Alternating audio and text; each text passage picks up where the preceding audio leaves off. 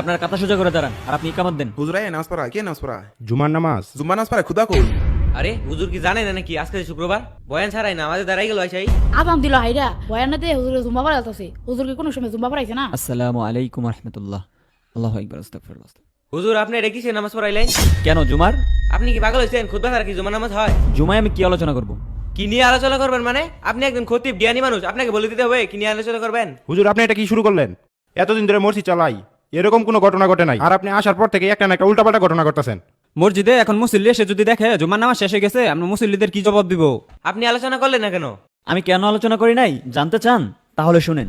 সম্মানিত উপস্থিতি, আমি আজকে সুদ নিয়ে বলবো, কারণ সুদ হচ্ছে একটি জঘন্যতম পাপ। সুদের গুনাহের 73টি স্তর রয়েছে, এর ভিতরে সর্বোচ্চ হচ্ছে আল্লাহর সাথে যুদ্ধ ঘোষণা করা। আপনারা যারা সুদ খান শুনে রাখেন, সুদ হচ্ছে এমন একটি পাপ যেটি হচ্ছে 36 বার জেনা করার সমান। হুজুর কেমনে জানলো আমি যে খাই? নইলে জানছেই তাও আবার সবার সামনে। আপনারা কি দেখেন না সমাজের ভিতরে সুদের কারণে গরিব আরো গরিব হতে থাকে, ধনী আরো ধনী হতে থাকে। সুতরাং আপনারা সুদ খাবেন না, সুদ থেকে বিরত থাকবেন। আসসালামু আলাইকুম রহমতুল্লাহ। আসসালামু আলাইকুম রহমতুল্লাহ। আল্লাহু আকবার, আস্তাগফিরুল্লাহ, আস্তাগফিরুল্লাহ। হুজুর আপনি একটু বাইরে আসেন, আপনার সাথে 2 মিনিটের কথা আছে আমার। বাইরে আসেন।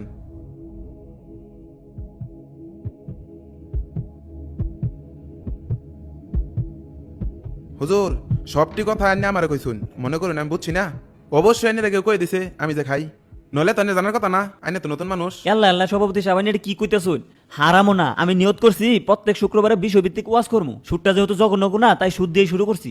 প্রত্যেকটা কথা নিয়ে আমার টার্গেট করে কইছুন, পুরা টার্গেট আমি। বক্তব্য দেওয়ার সময় কয়বার তো চাইছুন, আমি কি খেয়াল করছি না মনে করছুন?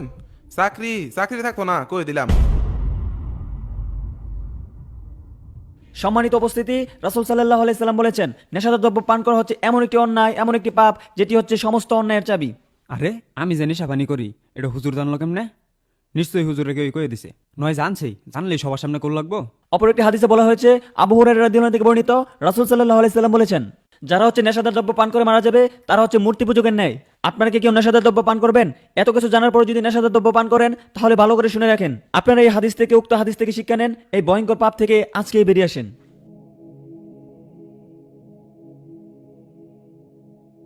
হুজুর বহেন। বেতন বেতন মাইন ছেড়তে নিয়েন, আমার লগের দেখা করার দরকার নাই। কেশিয়া সাহেব এগুলো কি কইন? কি শুরু করছেন এরা?